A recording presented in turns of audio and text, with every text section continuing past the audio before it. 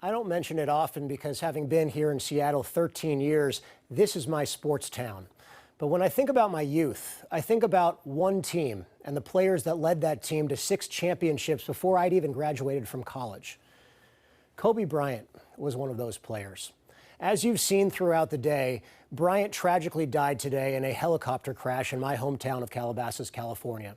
His 13-year-old daughter, Gianna, was also killed as well, along with 7 others. They were on their way to a basketball practice as Bryant continued life after professional basketball as a loving father of 4 daughters, the youngest of whom was just born in the last year. Upon hearing the news, we all reacted the same way, with shock, disbelief, sadness, and heartbreak. For me, it was an instantaneous blur of iconic memories. There was his NBA debut as an 18-year-old and the excitement in the voice of legendary announcer Chick Hearn. The alley-oop pass to Shaquille O'Neal in Game 7 of the 2000 Western Conference Finals and the subsequent celebration when they won a title that year. I remember where I was when Kobe put up 81 points in 2006 and when he scored 60 in the final game of his career. Unfortunately, I will remember this day too, the day I spent staring at a TV in a haze, occasionally comprehending a perspective or two from those who knew him best. But there's a comfort in seeing the widespread agreement on the impact and legacy Kobe Bryant leaves behind, not only as a legend and ambassador of the sport of basketball, but as a father, a friend, a mentor, a role model, and as a man who made mistakes but ultimately learned from them to become a better human being. There's a comfort knowing that Kobe's Mamba mentality will continue to live on in so many people in different walks of life. It's a mentality he described as a combination of 5 key emotions, from honesty and detachment to optimism, passion, and fearlessness, but one that ultimately guides its followers to persevere through hard work, imposing your will, and making others around you better too.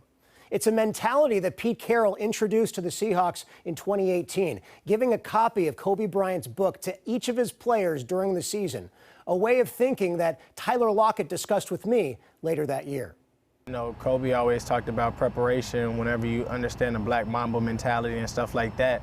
And so when it came to preparation, you practice these throws every single day in practice. And so that one play when the ball is up in the air, regardless of what the time it is on the clock, you already practiced it. The preparation is done. Now you just go out there and you do what you've been doing your whole entire life. It doesn't change because it's the 4th quarter, last play of the game. Every moment is the same, and that's how you have to treat it. How many guys in that locker room are embracing that Black Mamba mentality? Yeah, well, I think it's a good amount. I think that's something that Pete's been kind of trying to show us is just how Kobe thought, and a lot of people either take it and run with it or they try to learn how to be able to use that mentality. Was that initiated by Coach Carroll?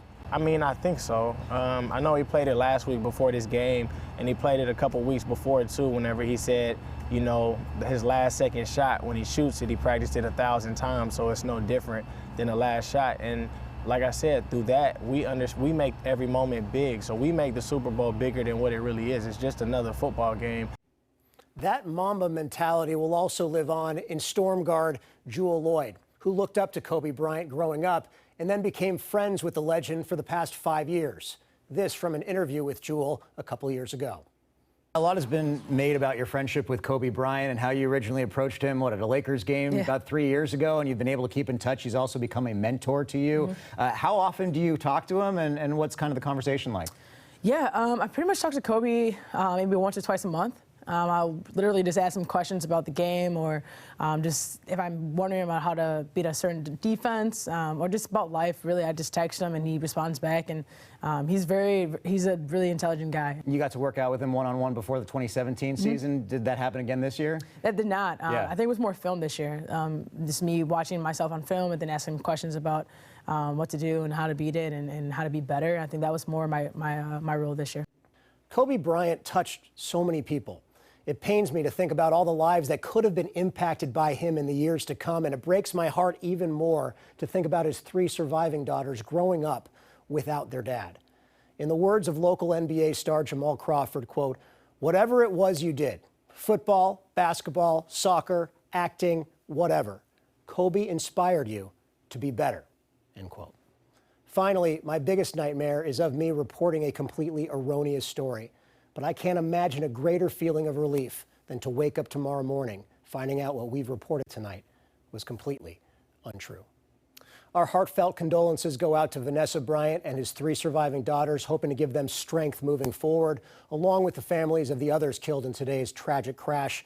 You can always find me on Twitter at AaronQ13Fox or email us at aaron@q13fox.com.